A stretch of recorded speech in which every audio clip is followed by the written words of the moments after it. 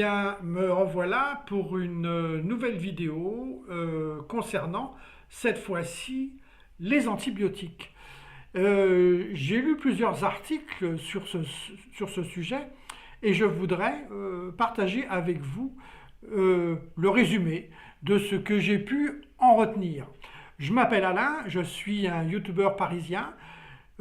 J'aime bien lire des revues médicales et à cet effet, j'ai déjà publié plusieurs vidéos sur le thème de l'arthrose, sur les ondes électromagnétiques, etc., que vous pouvez trouver dans ma playlist. Aujourd'hui, nous allons parler des antibiotiques et des effets secondaires qui peuvent durer jusqu'à plus d'un an. Les antibiotiques ont, vous le savez, révolutionné l'histoire de la médecine en permettant de venir à bout de maladies infectieuses, bactériennes, potentiellement mortelles. Mais les chercheurs ont découvert il n'y a pas si longtemps que ça que ces antibiotiques avaient des effets secondaires qui pouvaient être graves et très néfastes à long terme. Découvrez comment vous en protéger. La flore intestinale bouleversée. On savait déjà que la prise d'antibiotiques altérait la flore intestinale. Mais qui pouvait imaginer qu'une simple cure d'antibiotiques pouvait impacter cette flore intestinale jusqu'à un an après la prise? C'est pourtant la conclusion d'une étude parue récemment dans un journal médical américain spécialisé en microbiologie. Ces auteurs de l'Université d'Amsterdam ont réalisé des prélèvements de salive et de matière fécale sur 66 personnes avant l'ingestion d'antibiotiques ou de placebo, puis à plusieurs reprises après l'ingestion. Verdict: les bactéries concentrées dans la salive résistent très bien aux antibiotiques, mais pas celles de la flore intestinale. Un an après, certaines souches sont encore anormalement réduites. Comment l'expliquer? Les antibiotiques sont certes des médicaments modernes, ils ont néanmoins un mécanisme d'action tout à fait grossier. Bien qu'il existe des dizaines de molécules différentes, on ne compte que 4 mécanismes d'action différents au total. Concrètement, cela signifie qu'un antibiotique n'est pas efficace sur une seule bactérie, mais sur plusieurs dizaines.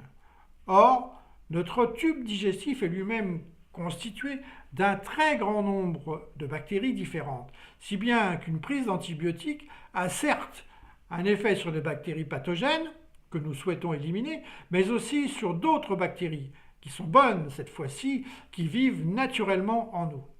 Imaginez que vous tondez la pelouse avec une débroussailleuse, ça fait des dégâts. Et bien la prise d'antibiotiques dans notre tube digestif, ça fait à peu près ça. Ça fait des dégâts. Jusqu'à présent, on pensait que cette agressivité des antibiotiques engendrait surtout des effets secondaires à court terme. Mais en réalité, les conséquences sont bien plus importantes. Jusqu'à la modification des gènes.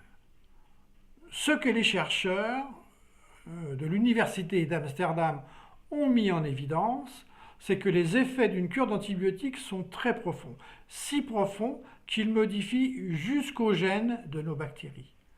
Ils ont ainsi pu constater qu'à chaque fois qu'on prend des antibiotiques, le génome de nos bactéries change, en particulier les gènes responsables de la résistance aux antibiotiques apparaissent plus nombreux dans notre intestin.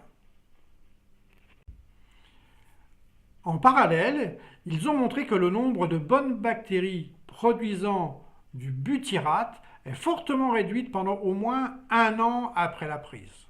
Le butyrate est un acide gras produit par nos bonnes bactéries à partir des fibres de fruits et légumes qui joue un rôle très important dans le maintien d'une bonne santé intestinale, notamment en diminuant la perméabilité de cet organe, ce qui nous protège des maladies inflammatoires et auto-immunes. Les antibiotiques font grossir les animaux, et nous aussi. Pour expliquer ces prises de poids, les chercheurs ont identifié 2 mécanismes: l'hyperperméabilité intestinale induite par les antibiotiques modifie la manière dont les nutriments sont absorbés après la digestion, ce qui les rend plus nutritifs à quantité égale. Et il semble bien que certaines bactéries intestinales participeraient grandement au sentiment de satiété et les antibiotiques entraîneraient leur disparition, favorisant ainsi des problèmes d'appétit et de prise de poids. En 2006, des chercheurs américains avaient déjà souligné la corrélation entre flore intestinale altérée et prise de poids avec une expérience très intéressante. Ils avaient transféré le microbiote de souris obèses à des souris sans microbiote à la naissance. Résultat, les souris grossissaient beaucoup plus vite avec la même alimentation.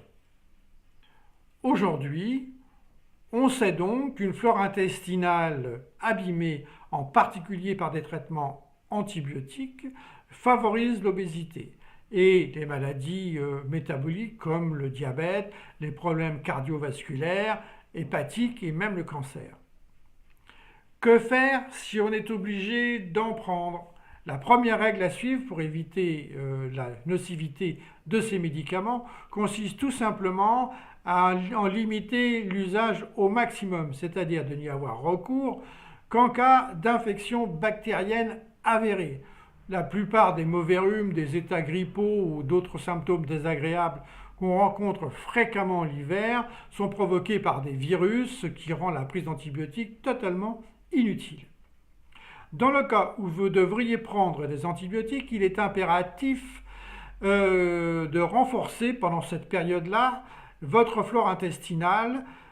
Il s'agit donc d'apporter une grande quantité de bonnes bactéries à votre intestin pour que la vague de destruction massive engendrée par ces médicaments ne permette pas la prise de pouvoir des bactéries pathogènes. Dans cette optique, les boissons et produits fermentés, kéfir, yaourt, choucroute, sont souvent plébiscités, mais avec une efficacité qui n'est pas suffisante du fait d'un nombre trop faible de bactéries contenues dans ces aliments et surtout d'un manque de diversité bactérienne. L'idéal restant la prise d'un complément alimentaire de probiotiques, c'est-à-dire un mélange de bactéries vivantes. Voilà, je vous remercie de votre attention. J'espère que cette petite vidéo vous a intéressé. Si c'est le cas, vous avez le droit et la gentillesse de liker. Merci beaucoup. Un petit commentaire me fait plaisir. Si vous trouvez qu'il y a besoin d'informations supplémentaires, je ne manquerai pas de vous les apporter si je les ai. Je vous remercie de votre attention. À très très bientôt.